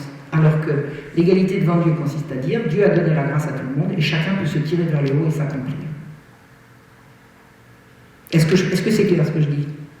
Et c'est ça qui a fait la différence entre les catholiques et les protestants au moment de la conquête du Nouveau Monde. Ceux qui disaient c'est joué à la naissance, bon, vous avez des gens, ils sont faits pour être dominés, ils sont faits pour être réduits en esclavage, ils sont faits pour être dominés. Il y a ceux qui disaient non, on est égaux devant Dieu, on a tous droit à notre part de bonheur, d'instruction. Voilà. Donc ça fait une différence fondamentale. Et de vouloir que les hommes... attendez, l'égalité femme-homme. Femme-homme, ça vous dit quelque chose? Qui c'est qui dit l'égalité femme-homme? On ne peut pas dire l'égalité entre les hommes et les femmes, parce que ça fait passer les hommes devant. Donc l'égalité, c'est quand les femmes passent les premières. Pourquoi? Ça n'a pas de sens. Je n'ai pas à être égal de personne, je réclame que personne ne soit mon égal. Les droits de machin, les droits des homosexuels, les droits de ceci, pourquoi est-ce que les homosexuels ont des droits spéciaux? Est-ce qu'il y a des droits des hétérosexuels, vous faites? Non. Ça n'a pas de sens. Tout ça, c'est de l'embrouille, c'est de l'esbrouf, c'est pour nous faire oublier les valeurs fondamentales qui sont en train d'être renversées. Non, ce n'est pas qu'ils sont en train d'être renversées, dont de plus en plus de gens comprennent qu'il faut les rétablir. Parce que si je vous dis, si je vous dis la chasteté, vous allez immédiatement imaginer que la chasteté, c'est faire Tintin, c'est jamais faire l'amour. Non, c'est se maîtriser. La chasteté, c'est la maîtrise de soi. C'est pas bien la maîtrise de soi? Vous savez ce qu'on apprend aux jeunes, en fait, dans l'éducation de la sexualité? On leur apprend à satisfaire leurs désirs. Mais l'éducation, c'est pas apprendre à satisfaire tes désirs, c'est apprendre à les maîtriser. Maîtriser, c'est pas réprimer. Maîtriser, être maître de soi-même, c'est pas réprimer. Être maître de soi, c'est ne pas se laisser faire par ses propres passions. C'est être à la commande. C'est ça, être un humain responsable. Et là, tout leur programme consiste à expliquer aux jeunes qu'ils ont le droit d'eux et qu'ils ont accès à leur désir, que leur désir est leur droit. C'est l'inverse d'une éducation. C'est l'inverse d'une instruction. Vous avez le droit d'eux. Non. Quand tu seras majeur, quand tu seras responsable, quand tu gagneras ta vie, tu feras tes choix. En attendant, c'est ceux qui te nourrissent qui font les choix à ta place et qui t'enseignent à te maîtriser et à te respecter. Oh ben, monsieur le juge, attendez, je suis désolé. Vous savez, il y a un réfugié, un demandeur d'asile qui a violé dans une piscine, c'était un gars d'origine d'Irak, il a violé dans une piscine à Vienne, en Autriche, un gosse de 10 ans. Il était en train de faire le mariole sur le plongeoir, et puis brusquement, il a eu un brusque désir qui l'a pris, il est sorti dans le couloir des cabines, il a attrapé un gosse de 10 ans, il l'a sodomisé, il est retourné se baigner. Le gosse a hurlé, vous savez, les piscines, c'est extrêmement sonore, donc le gosse a hurlé, personne n'a entendu. Il y a une personne de service qui est passée pour faire le ménage, qui a trouvé ce môme ensanglanté, complètement sous le choc. La police est arrivée, on a mis la main sur le gars, et il a dit, bah écoutez, enfin je sais pas, moi j'avais ma trique, ça faisait je sais pas combien de temps, mais il avait bien le droit. Et ces droits sexuels, vous en faites quoi? Attendez, vous vous rendez compte? Alors, il y a eu une enquête de fait, et on lui a dit, mais chez vous en Irak, vous avez le droit? Oh, bah sûrement pas, chez nous c'est la peine de mort. Ça veut dire que la morale elle est universelle, et que si on décide de la renverser, c'est bien parce qu'il y a un programme qu'on applique. Et tous ces gens qui sont venus de loin, et qui commettent des crimes sexuels, c'est parce qu'on les a incités à les commettre. On leur a dit, allez-y, en Occident, les filles elles sont d'accord, les gosses ils adorent ça, etc. On les a intoxiqués. Et je vous assure que la réflexion du gars, c'est, écoutez, j'avais besoin, quoi. J'étais en train de me baigner brusquement, attendez. Et je vous assure que c'est pas chez lui en Irak qu'on lui a appris ça, qu'il avait le droit. C'est clair. On les a fait venir pour ça. Vous vous souvenez de la scène de collectif d'agression sexuelle à Cologne? Vous vous souvenez de ça?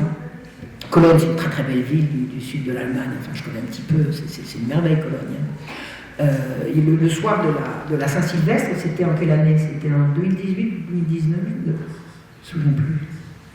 2018, je crois. Non, c'était avant. Enfin bon, ça fait il n'y a pas très longtemps. Tout Cologne est dans la rue. Tout Cologne est dans la rue pour le passage d'une année sur l'autre. Et vous avez des hordes de migrants qui se sont relevés sur les femmes, qui les ont agressées. Mais c'est épouvantable. Et la police a dit, minimisé, mais c'est pas vrai, mais vous n'avez pas le droit de dire ça, etc. Mais il y a eu tellement de témoignages, c'était épouvantable. Et on s'est rendu compte que c'était pour la plupart des migrants et qu'ils avaient des petits bouts de papier où on leur avait marqué en arabe, enfin dans leur alphabet, en phonétique, les obscénités qu'il fallait qu'ils disent en allemand pour aborder les femmes.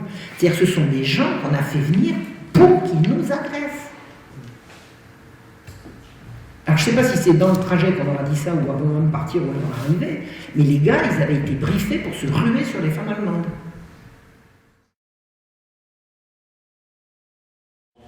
On ne peut pas être un bon musulman et être anti-chrétien, c'est antinomique, puisque dans l'islam doit protéger le chrétien. Comment est-ce que l'islam s'est propagé à la vitesse d'un cheval au galop, hein? C'est qu'ils arrivaient en disant, alors ils arrivaient dans des sociétés qui étaient sous la domination de l'empire chrétien, byzantin. Bon, hein, c'est là-dessus que ça s'est fait. Si vous voulez rester chrétien, on vous protégera, mais vous paierez l'impôt. Si vous ne voulez pas payer d'impôt, vous faites musulman. Donc les conversions, ça s'est fait à la vitesse du cheval au galop. Hein. Non.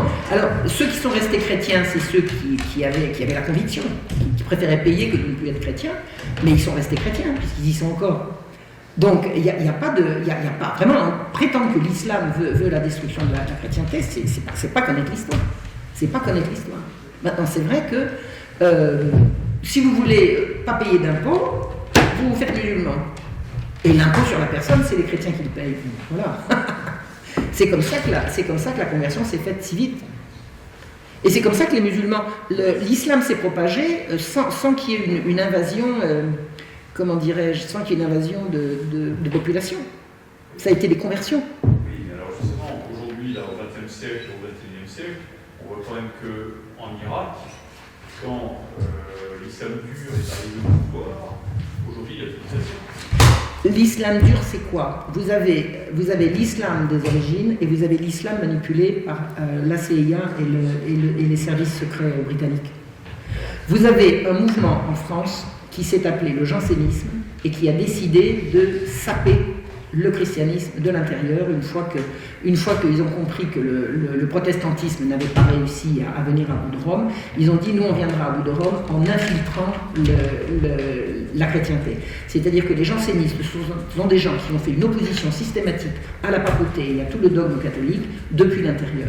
Et j'ai expliqué ça à Youssef Midi qui m'a dit le wahhabisme c'est la même chose pour l'islam. Ce sont des gens qui ont pris une partie de l'islam, qui ont dit on va prendre, et c'est selon la même logique, c'est-à-dire de faire un islam intolérant comme l'était le jansénisme, hystériquement impossible à suivre, tellement dur, etc. C'est-à-dire que les jansénistes finissaient par provoquer des crimes par l'excès de vertu qu'ils demandaient. Ils demandaient aux gens d'être tellement vertueux que finalement, on disait je fais ce que je veux. Alors qu'une morale chrétienne beaucoup plus modérée, beaucoup plus proche de la réalité des gens, faisait que la morale n'a été respectée. Eh bien, si j'ai bien compris, le wahhabisme, c'est la même chose. C'est-à-dire, on va rendre la morale publique tellement intenable que dès qu'on va avoir l'occasion, on va faire rigoureusement l'inverse. C'est-à-dire que le wahhabisme, pour parler d'une des branches de cet islam hystérique et violent, si vous voulez, c'est le même principe. C'est-à-dire qu'on continue de se prétendre musulman, tout en ne reconnaissant pas les vertus de modération, de tolérance, etc., qui sont dans l'islam. Donc, qui maîtrise ces islamistes-là? Qui les a fabriqués? Qui les maîtrise? J'ai entendu parler d'un symposium qui s'est passé dans le Caucase, je crois, en présence de Vladimir Poutine, mais il y a de nombreuses années maintenant, enfin nombreuses, il y a une dizaine d'années à peu près, où il était question précisément de revenir aux fondamentaux de l'islam. Et les fondamentaux de l'islam, c'est des fondamentaux qui ont protégé précisément les chrétiens et les juifs. Et les juifs. Je veux dire, en Palestine, il y avait des chrétiens et des juifs jusqu'à ce que les juifs viennent et décident que c'était eux et pas les autres. Vous savez, c'est particulièrement frappant. Quand vous connaissez Israël et la Palestine, vous verrez que le judaïsme, le christianisme et l'islam ont cohabité jusqu'à la catastrophe. Ils ont très bien cohabité. Très très bien cohabité. Et les Arméniens qui ont fui l'épouvante du génocide en 1915, quand ils sont arrivés en Palestine, ils étaient tranquilles. Ils étaient saufs. Oui, monsieur. Oui, par contre, Marion, cette histoire, elle me rappelle autre chose.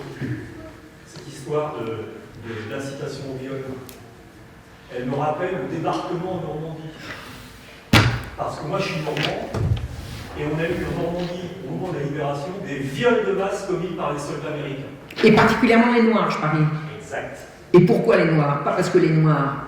Et pourquoi les Noirs? Pas parce que les Noirs sont plus méchants que les Blancs. Parce qu'on leur a dit, psst, vous voulez pas faire la guerre, mais, venez donc. Les petites Françaises, elles aiment ça. Comment vous faites pour convaincre un Noir qui est discriminé d'aller se battre pour l'Amérique? Faut bien en promettre. C'est vrai ce que je dis ou pas? Et vous savez, il y a eu des téléfilms qui ont été faits pour dire « Oh, c'est dégueulasse comment on a accusé les malheureux noirs d'avoir violé les blanches. » Mais attendez, c'est pour les blanches que c'est dégueulasse. Elles ont bel et bien été violées. C'est pas parce que les gars étaient noirs qu'ils les ont violées, c'est parce qu'on les avait incités à le faire pour les convaincre de venir à la guerre. Donc, derrière tous les mensonges, il y a les mensonges, c'est des trucs à tiroir. Hein. Ouais, c'est intéressant ça. Il y a eu effectivement énormément de viols au moment de la libération. Ma mère me le disait pendant l'occupation, on n'avait absolument pas peur des Allemands. Hein. Alors, pour dire qu'elle les aimait, hein, elle m'a jamais dit ça. Elle m'a dit qu'elle chantait très bien. Elle m'a dit « Ah les salauds, qu'est-ce qu'ils chantent bien !» Mais elle me dit quand on marchait dans la rue, quand on marchait dans la rue, il y a plusieurs copines, on se serrait les coudes, ils descendaient, hein, ils nous laissaient passer. Hein. Donc ils n'en avaient pas peur. Les femmes n'en avaient pas peur. Quand les ricains sont arrivés, c'était autre chose. C'était une autre paire de manches. Mais enfin, à Reims, à ma connaissance, il n'y a pas eu de souci, mais il y en a eu ailleurs. La Normandie, c'était massif. Il y a des écrits là-dessus? Oui. Ah, ça m'intéresse. Vous pouvez m'envoyer? Je t'enverrai. Ah ouais, ça m'intéresse tout à fait. Ça m'intéresse tout à fait. Ah oui, ça rentre dans le cadre de mes... Ouais. Bon, vous savez, inciter les gens au viol, c'est pas dur. Mais attendez, les filles, elles aiment ça. Elles aiment ça, elles en réclament. Plus elles disent non, plus ça veut dire qu'elles sont d'accord. Non, mais attendez, le gars, il y va. C'est tout. Ah oui, elle a dit non, bah on m'avait bien prévenu qu'elle allait dire non. Vous savez, cette histoire j'en ai parlé dans le... J'étais en train de regarder justement. Ouais, je crois que j'en ai parlé dans la préface. Non, c'est pas dans celui-là, c'est dans la préface de l'autre livre de Judith que je raconte ça. Elle a des livres, hein. Ouais.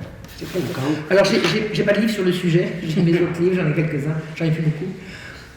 Qu'est-ce que j'étais en train de dire? Eh ben, je sais pas, j'ai perdu le fil. J'aurais perdu. L'incitation de certains mouvements à violer. Elle était avec la Normandie, les viols, là, on était en train de... Oui, bah, j'ai perdu le fil. Qu'est-ce que je voulais raconter? Oui, l'histoire de cet Irakien là, qui a violé un môme dans une piscine, c'est le gars, il a compris brusquement ce qui s'était passé. Il arrive, il se justifie. Il dit, bah oui, écoutez, enfin, j'avais besoin, quoi. Vous voyez ce que je veux dire? Puis quand on lui demande, on fait comment chez vous? Ah bah chez nous, c'est la peine de mort. Le gars, il s'est réveillé. Vous imaginez comment est-ce qu'il a pu imaginer qu'il avait le droit de faire ça? C'est parce qu'on lui a dit. Ouais. Enfin, je veux dire, c'est pas une chose courante de sortir du grand bain, d'aller violer un gosse et de retourner au plongeoir, quand même. Il y a un truc, là. Ben, c'est comme les Noirs avec la Normandie. C'est la même chose. Il y a une incitation par derrière. Une incitation abominable. Oui? Seul département de la Manche, 208 viols, 30 meurtres. Pour le seul département bas-normand de la Manche. Et ils disent que c'est des Noirs ou pas? Alors là-dessus, je sais, moi j'avais lu qu'il y avait beaucoup de Noirs qui étaient impliqués, effectivement. Alors, je vais t'envoyer après. Oui. Et vraiment qu'on ne prétende pas que je dise que les Noirs ou que les Irakiens sont des violeurs. C'est pas ce que je suis en train de dire, j'espère que c'est clair. En fait. C'est une manipulation. C'est une manipulation. Bon, enfin, moi qui ai quand même vécu un peu dans les pays arabes, ils sont quand même d'une pudeur. Je veux dire, on ne fait pas des choses comme ça, c'est clair et net, quoi. Non, mais même pas en rêve, quoi. Même pas en rêve. Alors pourquoi ils le font chez nous? Ils le font pas chez eux, ils le font chez nous. Si c'est pas une incitation, c'est quoi?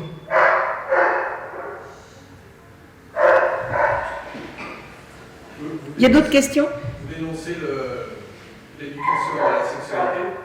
Est-ce que vous avez vu le dernier reportage sur Arte, Instagram, la foi en vanité?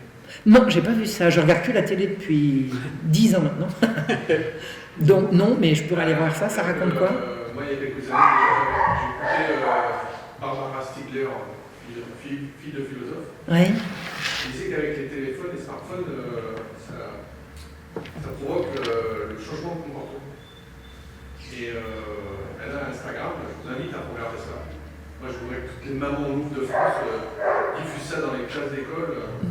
Voilà, à partir d'un smartphone, déjà ils sont arrivés à une échelle que...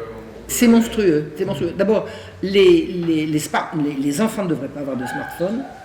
Ceux qui en ont, faudrait mettre déjà tous les filtres. Pardon. Je dis les enfants ne devraient pas avoir de smartphone parce que le diable se met dans le smartphone. Vous appuyez sur le mauvais bouton, vous avez des scènes de sodomie en long, en large et en couleur. C'est bon.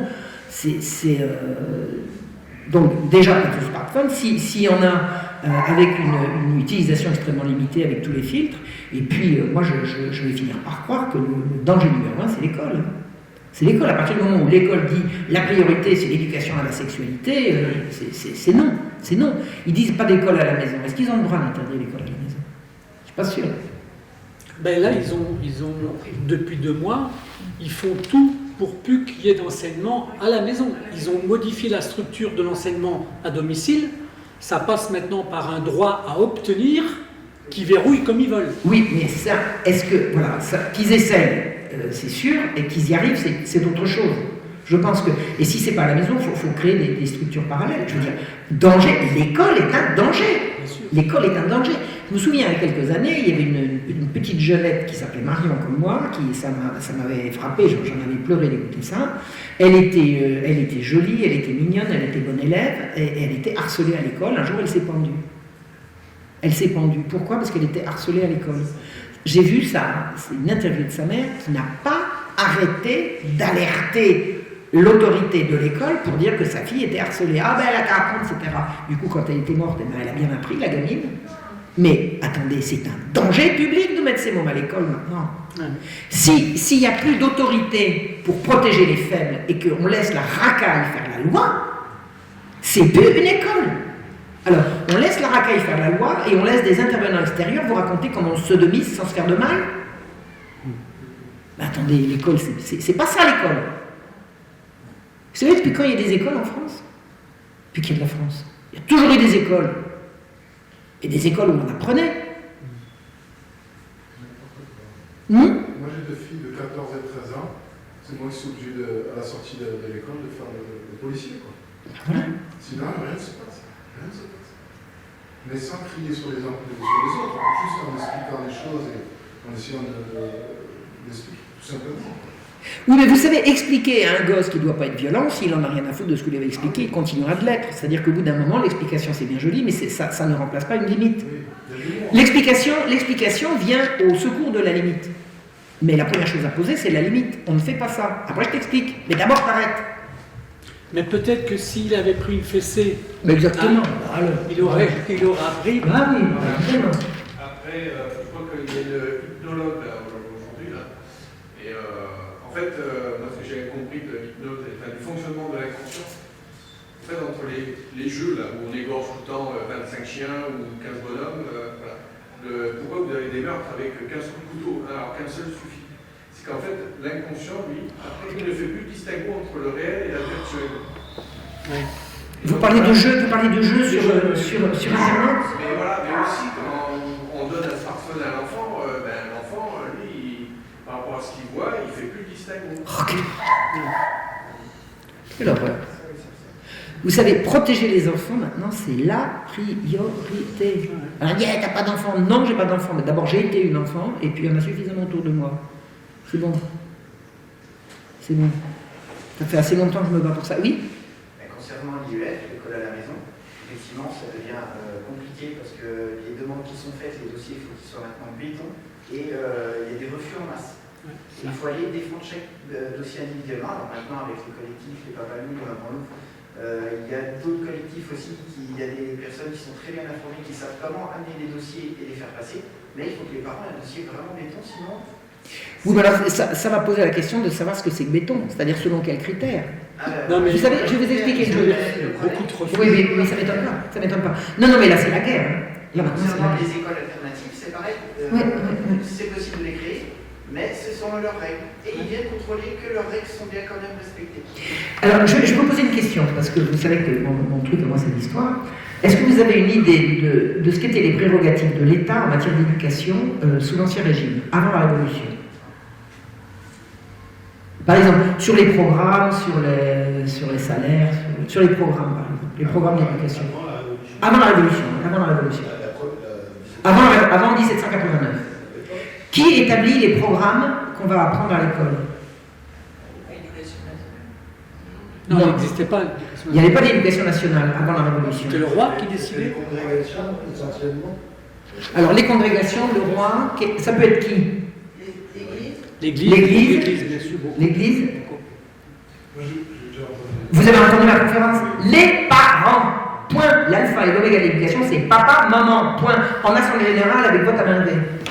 Ah oui. Le roi ne s'en mêle pas. Le roi parlait de programme. Occupez-vous d'être roi et laissez-nous éduquer nos gosses. Le curé, le quoi? Attendez, vous êtes là pour nous dire le catéchisme, pour nous dire la messe, vous n'allez pas nous élaborer les programmes. C'est les parents qui élaboraient les programmes. Et l'instituteur, ils étaient choisis par les parents qui lui faisaient passer un examen.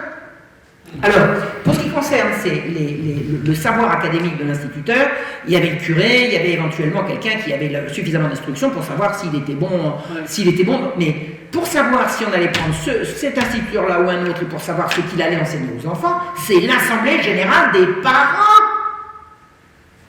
Personne d'autre. C'est la Révolution qui a inventé que l'État devait s'en occuper. Avant, c'était les familles. Et quand la Révolution a voulu inventer un système centralisé depuis le haut et qui envoyait des instituteurs avec des programmes, ils arrivaient, les écoles étaient vides, les parents n'y mettaient pas leurs gosses. L'école à la maison, ça date de cette époque-là. La République envoyait des instituteurs imbus de leur machin, et les héros de la République, etc. Les parents, ils n'en avaient rien à faire, vous savez ce qu'ils faisaient? Ils retenaient leurs enfants et ils leur faisaient la classe dans les greniers, dans les granges. L'école à la maison, ça date de cette époque-là. Et j'ai vu des lettres indignées d'instituteurs de la République qui disaient « Dans mon village, c'est une honte, il faut forcer les parents à mettre leurs enfants à l'école. » Mais les enfants, ils étaient à l'école, des parents. Il n'y avait pas besoin de forcer. Les parents se saignaient pour payer de bons instituteurs à leurs enfants. Et c'est eux qui décidaient des programmes et c'est eux qui choisissaient l'instituteur. Et si l'instituteur ne venait pas, on le renvoyait. Avec indemnité, hein, c'était des contrats en 369 avec bail, machin et tout. On ne renvoyait pas quelqu'un comme ça. En plus, le roi intervenait dans le traitement des instituteurs en élaborant un salaire minimum, c'est-à-dire qu'on n'avait pas le droit de payer un instituteur au-dessous d'un certain salaire. Donc je dis, les parents se saignaient pour payer l'instituteur, et la communauté villageoise, hein, puisqu'on parle de village, 90% de la population vivait dans le village, était obligée de fournir à l'instituteur une chambre avec un feu, avec un accès à l'eau, avec un accès à l'hygiène, etc., etc. Ça, c'est la seule intervention du roi. Mais il n'allait pas envoyer ses agents pour vérifier que c'était fait ou pas. Hein. Ça coulait de source. Non, mais après, pour moi, ça reste dans une logique. Hein. Quand je dis par le jeu, on peut tous devenir Einstein dans sa dimension, dans sa discipline. Mais si vous avez que des Einstein au bac, qu'est-ce qui se passe? On n'a plus besoin de gouvernement de Macron. Ils sont tous dans le respect, dans la bienveillance et tout ça. Et donc, après la Révolution, voilà, l'État a pris en main l'éducation. Moi, ce que je dénonce, c'est pas l'éducation, c'est l'éducastration. L'éducastration, oui. Et donc, pour moi c'est logique, hein, que c'est un nivellement par le bas. C'est le nivellement par le bas. C'est ça l'égalité. Comment voulez-vous que les gens soient égaux si vous décidez que le critère est au sommet? Personne ne va monter. Encore une fois, Barbara Stiegler dit, nous on a la chance en France, la richesse de la langue. Et plus la langue est riche, et ça ouvre l'esprit. Ouais. Aujourd'hui, la langue est abâtardie. Au bac, ils ont besoin d'un calculatrice pour faire une règle de 3 au bac. Il y a un ministre de l'Éducation qui ne savait pas en faire. Les nouvelles générations, ils ont dans leur communication, leur conversation, ils ont 150 mots. Pour vocaliser quoi. Et donc, vous imaginez l'esprit comme il est resté. Écoutez, j'ai entendu, à l'époque de la campagne sur le traité de Maastricht, j'ai entendu un jour une interview de Philippe de Villiers, il m'avait fait tordre de rire. Il avait raconté, il faudrait retrouver, mais je ne me souviens pas, il nous a raconté combien de mots il avait en rentrant à l'ENA et combien il en restait en sortant. Extraordinaire, extraordinaire. Et on perd des mots tout le temps, on perd des mots sans arrêt. C'est le formatage de l'esprit. Non, je vous assure, l'école sous l'Ancien Régime, c'était la prérogative des familles. C'était la prérogative des familles. Et il a fallu rendre l'école obligatoire pour forcer les gens à mettre leurs gosses dans une école qu'ils ne voulaient pas. Mais c'est pas pour les forcer à les mettre à l'école. De toute façon, les parents mettaient les gosses à l'école. Et si c'était pas l'école de la République, c'était l'école de la paroisse. Vous avez des écoles clandestines, vous vous rendez compte? Sous la Révolution, les gens faisaient la classe dans les granges et tout. Ils faisaient pas que la messe dans les granges, ils faisaient la classe aussi. D'autres questions? Jusqu'à présent, on avait tendance à considérer que l'instruction était obligatoire. Et là, ils sont en train de changer, l'école est obligatoire. Ouais. Ça, ils sont en train de faire la bascule là-dessus. Exactement. Ouais. Mais est-ce qu'ils vont tenir encore longtemps avec ce système? J'ai l'impression qu'il y a quand même... Comme le reste. Je pense qu'il y a une bascule qui est en train de se faire. Mais tenez bon, ne donnez pas vos... Enfin, c'est facile à dire, hein. C'est facile à dire, mais moi qui n'ai pas d'enfant, il faut arracher les enfants à cet épouvantable Moloch qui s'appelle l'éducation nationale. C'est une horreur. Mais c'est très compliqué. Ah, je sais que c'est compliqué. Je vous crois que c'est compliqué. Surtout qu'ils mettent Je crois que c'est des compliqué. mécanismes de chantage derrière. Parce que quand on parlait tout à l'heure de comment ils ont mis en place de ne plus enseigner à la maison, derrière, il y a une stratégie pour imposer la vaccination. Il ne faut pas l'oublier. C'est abominable. Et ils ont mis des mécanismes exactement les mêmes que pour les gens où la vaccination n'était pas obligatoire, mais on t'avait mis tellement de chantage derrière à l'emploi que tout le monde est parti se faire vacciner. C'est exactement les mêmes stratégies.